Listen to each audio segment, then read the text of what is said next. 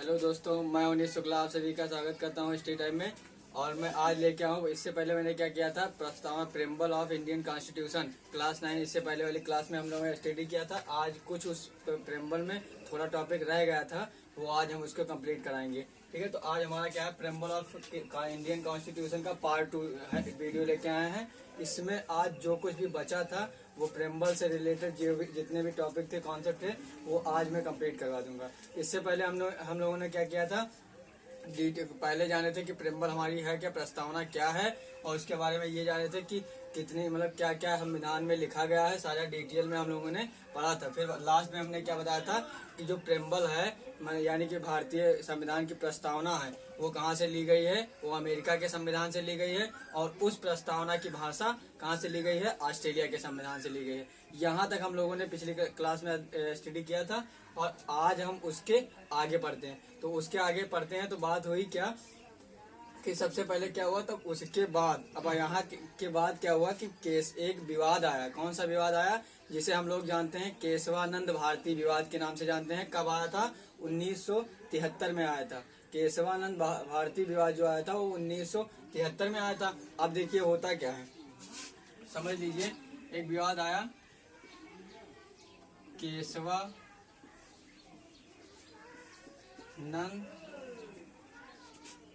भारती विवाद। केशवानंद भारती कब आया था, 1973 में ये एक विवाद हुआ था। अब समझिए इसमें हुआ क्या था, क्या रीजन था। पहले हुआ क्या था, जो प्रस्तावना हमारी कॉन्स्टिट्यूशन की जो प्रेम्बल है, प्रेम्बल ऑफ इंडियन कॉन्स्टिट्यूशन, हमारे भारतीय संविधान की प्रस्तावना है, उसमें क्या हुआ कि उसे भारतीय, अभी दो बात हमने बताई इससे पहले कि जो प्रस्तावना है पिछले वीडियो में आपको बता चुके हूँ। प्रस्तावना को क्या क्या कहा गया था, संविधान का परिचय पत्र। क्या कहा गया था, संविधान का परिचय पत्र। ये किसने कहा था, आपको बताया गया है किसने कहा था, एन ए पालकीवाला ने, यानी कि नानी अरडेसी पालकीवाला। हमने पिछली क्लास में इसको बताया है कि संविधान का परिचय पत्र प्रस्तावना को कहा जाता है। और किसने कहा था, N A Palkhivala. N A Palkhivala का मतलब क्या हुआ, नानी अरडेसी पालकीवाला। ठीक है, नानी अरडेसी पालकीवाला।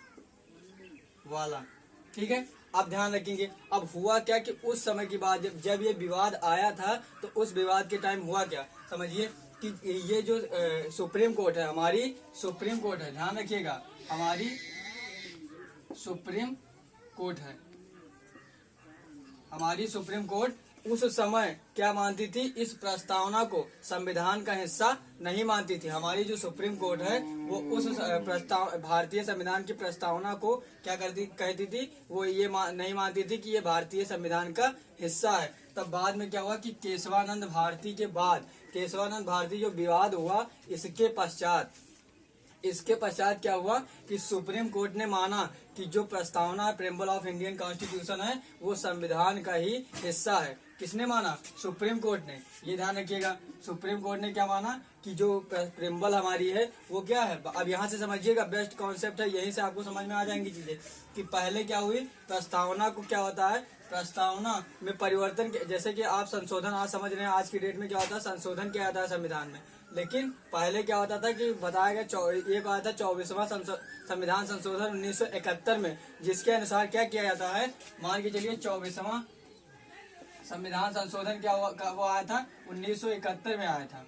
इससे पहले की बात मैं बता रहा हूँ, 24वां संविधान संशोधन 1971 में आया था। उसमें क्या हुआ था, उसमें क्या होता, संविधान संशोधन क्या कर सकती है, उसमें लिखा था कि जो भारतीय गवर्नमेंट है वो क्या है, संविधान में संशोधन किया जा सकता है, चाहे वो मूल अधिकार हो या ना हो, इस तरीके से आया था। लेकिन केशवानंद भारती का मतलब क्या मतलब हुआ, इसके विवाद के बाद क्या बताया गया कि सुप्रीम कोर्ट ने यह माना कि प्रस्तावना जो है वो भारतीय संविधान का ही हिस्सा है। लेकिन और बताया, साथ में क्या बताया, साथ में बताया कि जो कोई भी मतलब उसमें संविधान की प्रस्तावना में संशोधन किया जा सकता है, लेकिन कैसे किया जा सकता है, उसके मूल ढांचे में परिवर्तन ना हो। कहने का मतलब जो पहले कुछ लिखा हो उसको बदला ना जा सके, उसमें कुछ जोड़ा जा सके, लेकिन क्या हो अलग तरीके से नया संविधान लिखा ना जा सके।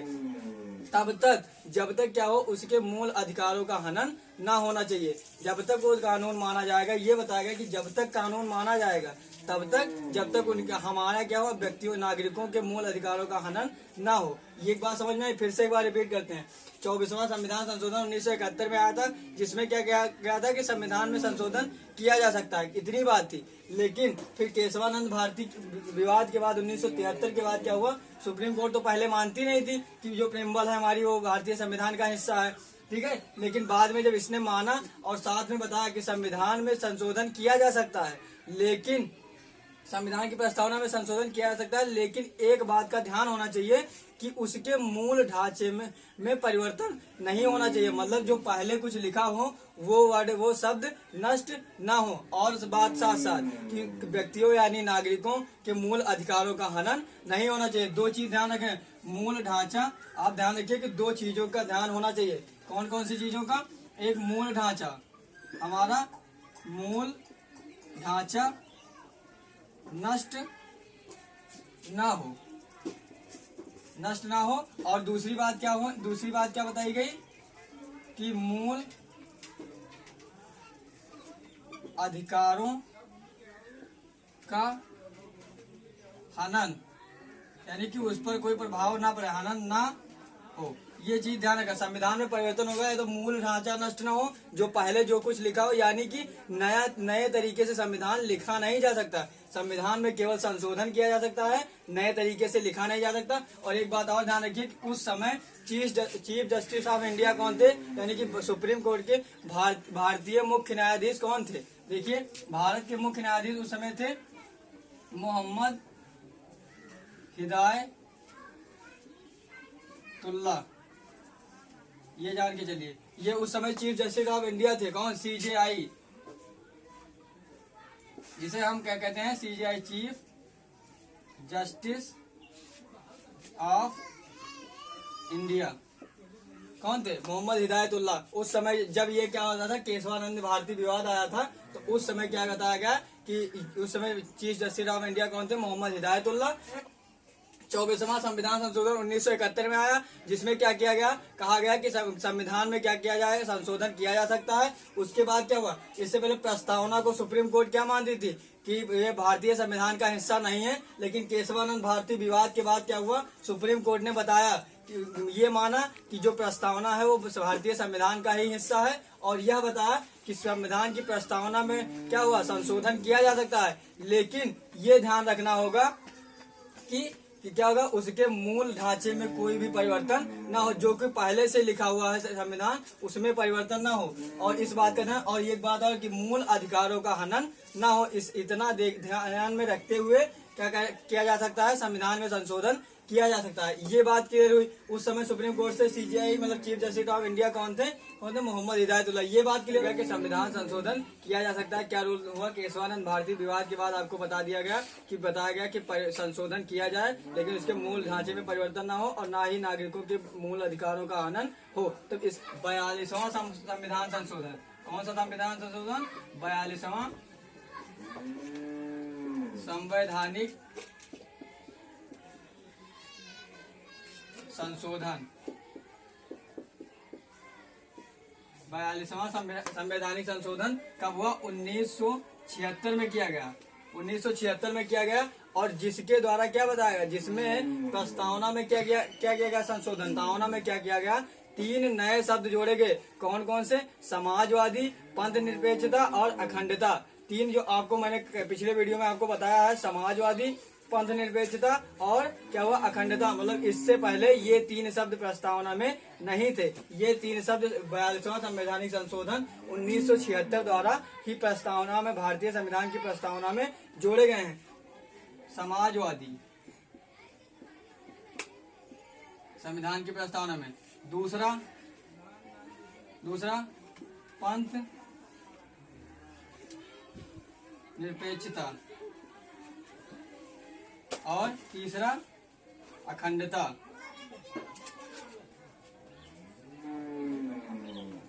अखंडता। देखिए अब इस तीनों का मतलब हम आपके पिछले वीडियो में आपको समझा चुके हैं, लेकिन शॉर्ट में समझ लीजिए कि समाजवादी का मतलब वो हुआ कि किसी के मतलब आय व्यय की जो समानता है उसमें असमानता, उसमें भेदभाव ना हो। तो ये क्या करता है, समाजवादी को बताता है। पंथ निरपेक्षता का मतलब हुआ कि राज्य का कोई अपना निजी धर्म नहीं होना चाहिए। अखंडता का मतलब हुआ कि वो इस राज्य का खंडन नहीं किया जा सकता है। ठीक है, तो ये तीनों वर्ड कब जुड़े, 42वें संवैधानिक से आता है क्वेश्चन में। क्वेश्चन पूछा जाता है कि 42वें संविधान संशोधन द्वारा क्या हुआ कि भारतीय संविधान की प्रस्तावना में कौन से शब्द जोड़े गए थे। तो ये तीनों आपको मिलेंगे। एक और रहेगा कौन से नहीं जोड़ेंगे उसे टिक करना है, या तीन नहीं रहेगा इनमें से कोई रहेगा तो ये टिक करना है। इस तरीके से क्वेश्चन पूछा जाता है। ठीक है, तो ये हो गया 42। के बाद हम करते हैं संविधान के स्रोत के बारे में बताएंगे। इस यहाँ तक क्या हुआ, प्रस्तावना से जो कुछ थोड़ी बहुत चीजें थी वो आपको बता दी गई। अब यह संविधान के स्रोत के बारे में बताएंगे कि जब संविधान बन रहा था तो कौन कौन संविधान में क्या क्या चीजें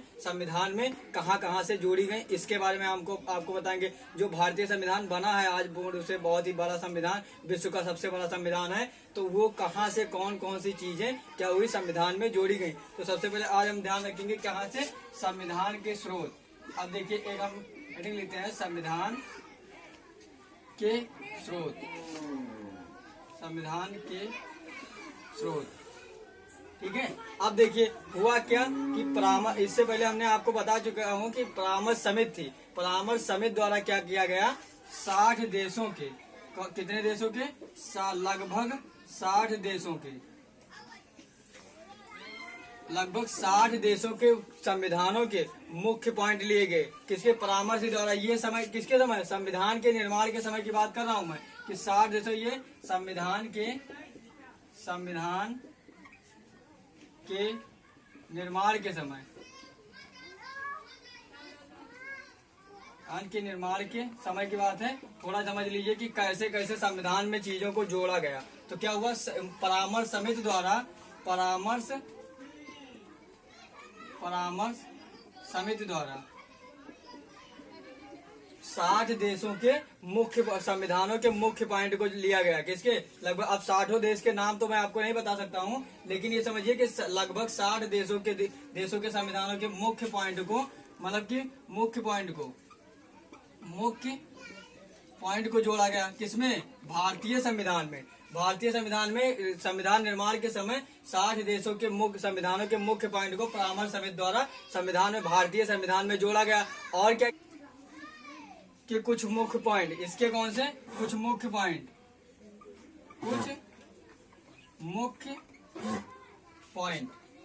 जोड़े गए। किसमें जोड़े गए, संविधान में जोड़े गए, भारतीय संविधान में जोड़े गए। पहली बात समझिए कि संविधान के स्रोत में, संविधान निर्माण के समय 60 देशों के मुख्य संविधानों के मुख्य पॉइंट परामर्श समिति द्वारा जोड़े गए। और गवर्नमेंट एक्ट ऑफ इंडिया 1935 के कुछ मुख्य पॉइंट क्या हुआ, भारतीय संविधान में जोड़े गए। तो ये बात क्लियर हुई। अब इसके आगे हम देखेंगे कि कहां कहां किन किन देश के संविधानों से क्या क्या चीजें भारतीय संविधान में जोड़ी गई। इतनी चीजें आपको समझ में आ गई। फिर से एक बार रिपीट करेंगे, संविधान के स्रोत में, संविधान के निर्माण के समय लगभग 60 देशों के संविधानों के मुख्य पॉइंट परामर्श समिति द्वारा भारतीय संविधान में जोड़े गए। और गवर्नमेंट एक्ट ऑफ इंडिया 1935 के कुछ मुख्य पॉइंट किसमें, भारतीय संविधान में जोड़े गए। इसके बाद हम अगला आगे देखते हैं जो जिस देश से क्या क्या जोड़ा गया भारतीय संविधान में। ठीक है, ये सबसे पहले हमने क्या किया, अब ध्यान रखिए। सबसे पहले हुआ क्या कि ब्रिटेन के संविधान से हमें कुछ चीजें जोड़ी गई। कहाँ पे, भारतीय संविधान में क्या क्या लिया गया, ये ध्यान रखिए। तो सबसे पहले क्या, एक हुई संसदीय प्रणाली। संसदीय, क्वेश्चन आता है संसदीय प्रणाली, संसदीय प्रणाली। और दूसरी क्या है, एकल नागरिकता। एकल नागरिकता, एकल नागरिकता, दो चीजें कहां से जोड़ी गई आपको बता।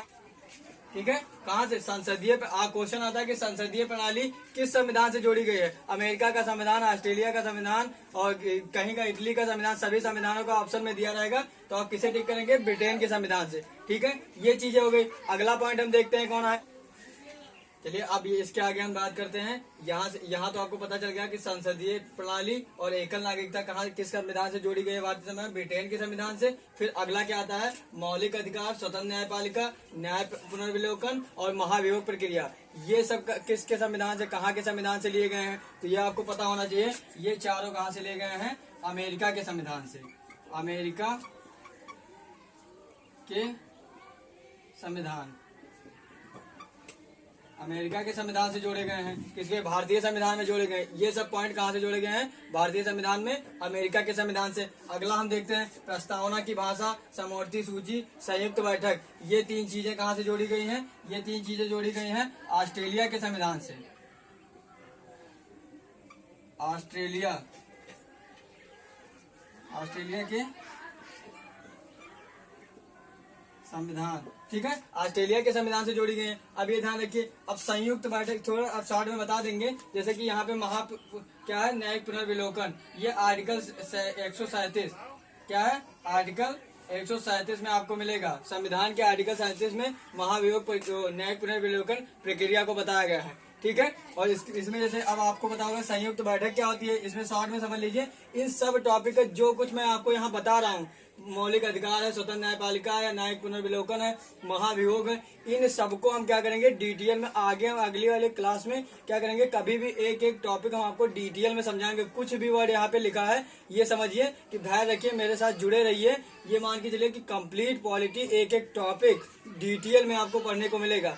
कोई भी टॉपिक यहाँ पे लिखा हुआ है, आपको लग रहा है कि यहाँ पे कुछ चीजें समझ में नहीं आ रही है, तो केवल मैं यहाँ पे ये चीज करा रहा हूँ कि कौन सा पॉइंट कहाँ से अडॉप्ट किया गया है। इतनी बात ध्यान रखिएगा।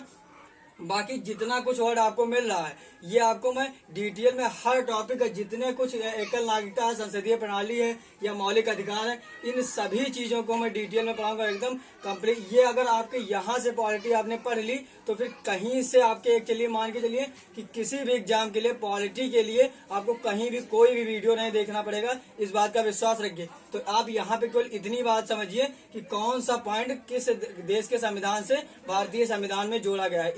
इतना टारगेट है कि आप केवल यही आप ध्यान रखिए। बाकी तो आगे वाली क्लास में मैं एक एक टॉपिक के बारे में डिटेल में आपको समझाऊंगा, ठीक है।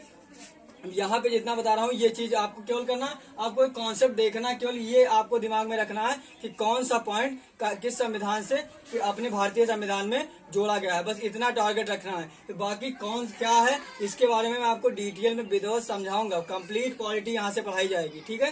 तो यहाँ पे ध्यान रखिएगा कि प्रस्तावना की भाषा, समवर्ती सूची, संयुक्त बैठक का मतलब समझ लीजिए जहाँ पे क्या हो?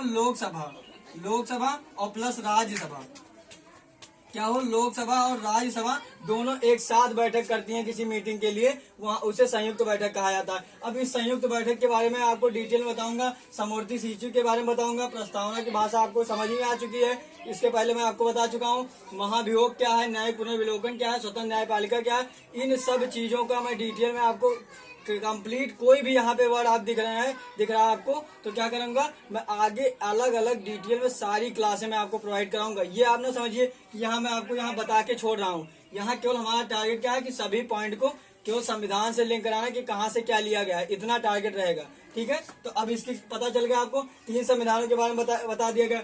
और भारतीय संविधान में कहाँ से जुड़े हैं मैं इसके बाद बताता हूँ। पॉइंट ध्यान रखिएगा कि एक टॉपिक हमारा आया है तदर्थ न्यायाधीश का, दूसरा मूल कर्तव्य का, फिर उसके बाद क्या है राज्य के नीति निर्देशक तत्व, राज्यसभा की बात करेंगे, फिर उसके बाद राष्ट्रपति का निर्वाचन मंडल। तो ध्यान रखिए कि जो तदर्थ न्यायाधीश का टॉपिक है जो यहाँ से लिया गया है, क्या पॉइंट क्या सा? तदर्थ न्यायाधीश। अब इसके बारे में आपको डिटेल में बताऊंगा, लेकिन यहाँ पे इतना केवल जानिए कि ये किस संविधान से जोड़ा गया है, ठीक है। तो तदर्थ न्यायाधीश कहाँ से जोड़ा गया है? फ्रांस के संविधान से, फ्रांस के संविधान से। जो भारतीय संविधान में तदर्थ न्यायाधीश का पॉइंट है वो क्या है? भारतीय संविधान में फ्रांस के संविधान से जोड़ा गया है। अगला देखेंगे यह है मूल कर्तव्य। आपके समाज में क्या? फंडामेंटल ड्यूटीज इसे कहते हैं इंग्लिश में। ये क्या है? मूल कर्तव्य। ये कहाँ से जोड़ा गया है? ये रूस के संविधान से जोड़ा गया है। कहाँ से? रूस के संविधान से। केवल मैं यहाँ पे आपको पॉइंट लिखवा रहा हूँ एकदम डायरेक्ट, ठीक है। आप सभी चीजों के आगे अगली वाली क्लास में हर टॉपिक को आप डिटेल में पढ़ने को पाएंगे। इसका बिल्कुल टेंशन मत लीजिए। ये समझिए कि आप केवल यहाँ पॉइंट एक्सेप्ट करिए कहाँ से क्या जोड़ा गया है, बस यही टारगेट है इस वीडियो का, ठीक है। तो हम क्या करेंगे? मूल कर्तव्य कहाँ से जोड़ा गया है? क्वेश्चन पूछा जाता है कि मूल कर्तव्य को भारतीय संविधान में किस देश के संविधान से जोड़ा गया है, तो आपका आंसर क्या होगा? रूस के संविधान से, ठीक है। इसके बाद देखेंगे 4 पॉइंट है। एक है राज्य के नीति निर्देशक तत्व, और दूसरा राज्यसभा में क्या होता है? 12 मेंबर को क्या किया जाता है? मनोनीत किया जाता है। मनोनीत किया जाता है राज्यसभा में किसके द्वारा? राष्ट्रपति द्वारा, बाय प्रेसिडेंट। किसके द्वारा? By president. ठीक है। वाइस प्रेसिडेंट किसके क्या किया जाता है, राज्यसभा जो हमारी होती है उसमें जो कुल सदस्य होते हैं वो तो बाकी तो कुछ निर्वाचित होते हैं, लेकिन 12 सदस्यों का अधिकार कहाँ से जो है मनोनीत किया जाता है, किसके द्वारा, उस देश के राष्ट्रपति द्वारा। और ये कॉन्सेप्ट कहाँ से लिया गया है, ये कॉन्सेप्ट लिया गया है, ये तीनों के तीनों कॉन्सेप्ट, तो तीनों पॉइंट आपके हैं। पहला राज्य के नीति निर्देशक तत्व और दूसरा राज्यसभा में 12 मेंबर को मनोनीत करना किसके द्वारा, बाय प्रेसिडेंट यानी कि राष्ट्रपति द्वारा, ठीक है, राष्ट्रपति द्वारा। और तीसरा राष्ट्रपति का निर्वाचन मंडल, जो राष्ट्रपति का चुनाव होगा उसका निर्वाचन मंडल। ये तीनों कॉन्सेप्ट किस देश के संविधान से लिए गए हैं, आयरलैंड के संविधान से। ये ध्यान रखिए, आयरलैंड के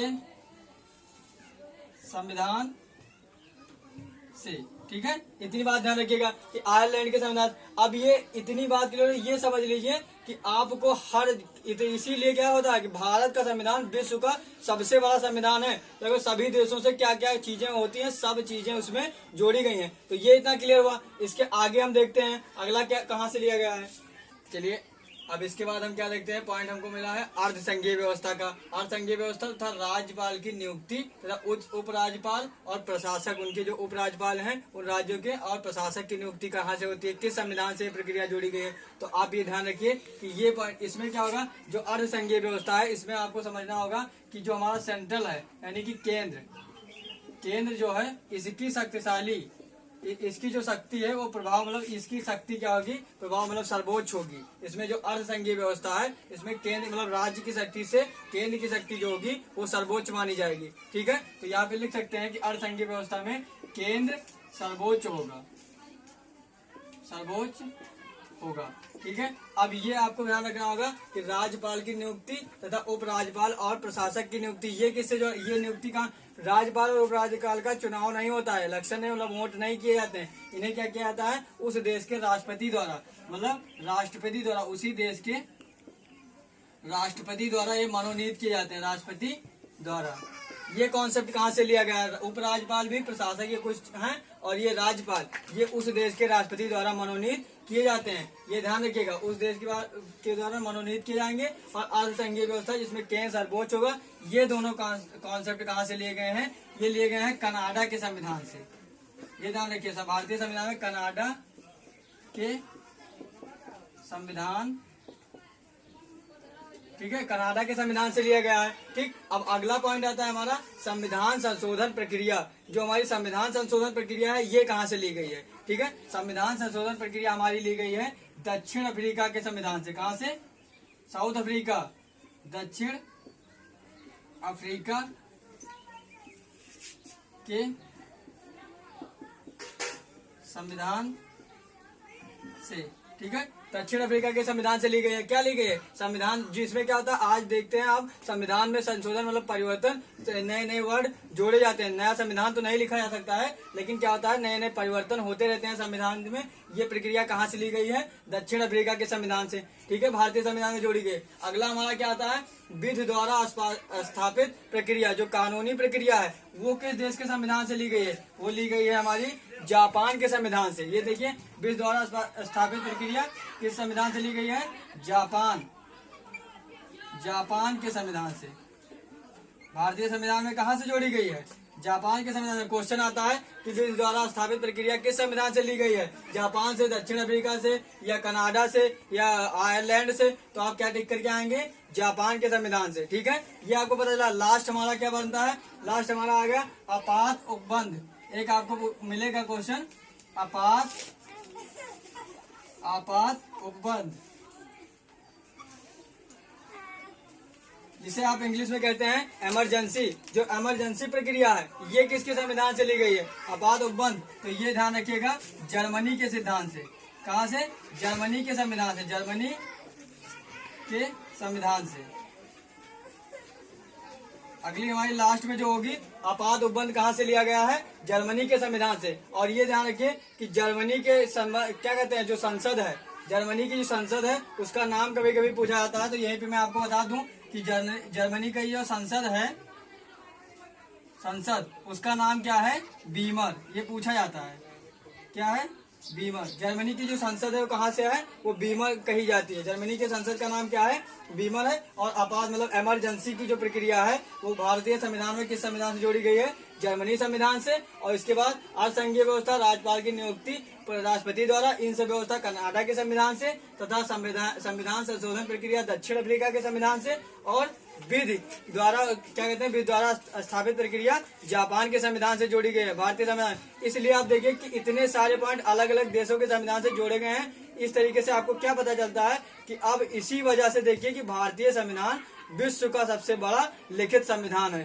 ठीक है, तो ये क्या हुआ कि यहाँ पे जितने पॉइंट किस किस देश से जोड़े गए हैं ये टॉपिक आपको क्लियर हुआ। और क्या हुआ कि प्रस्तावना से जितने भी टॉपिक थे, कैसे प्रस्तावना बनी, क्या क्या चीज, क्या क्या शब्द नए जोड़े गए, क्या पहले थे, कि कौन कौन सा संविधान संशोधन हुआ, ये आपको मैंने बता दिया। तो यहाँ से क्या होता है, लगभग प्रस्तावना का जो टॉपिक है वो समाप्त होता है। ठीक है, आपको यहाँ कल के वीडियो या आज के कहीं भी आपको किसी भी चीज का डाउट हो तो आप कमेंट कर सकते हैं। एक समझिए कि अगर आपको क्लास देखनी है तो कहने का मतलब ये हुआ कि स्टार्टिंग में आप क्या करेंगे, रफ और पेन लेकर ही पूरी क्लास देखेंगे, ताकि चीजों को आप अच्छे से नोट कर पाए। अगर आप चीजों को नोट कर लेंगे तो आपके लॉन्ग टाइम तक आपके माइंड में बातें सेट हो जाएंगी। ठीक है, तो आपको बार बार वीडियो देखने की आवश्यकता नहीं होगी। आप 5 मिनट में अपनी कॉपी खोल के पूरा रिवाइज कर सकते हैं। ठीक है, तो आपको कहीं भी डाउट हो तो आप कमेंट करिए। और एक बार और ध्यान दीजिए, इस वीडियो को ज्यादा से ज्यादा शेयर करिए, और वीडियो पसंद आए तो लाइक करिए, कमेंट करिए, और चैनल को सब्सक्राइब करना बिल्कुल ना भूलिए। Thank you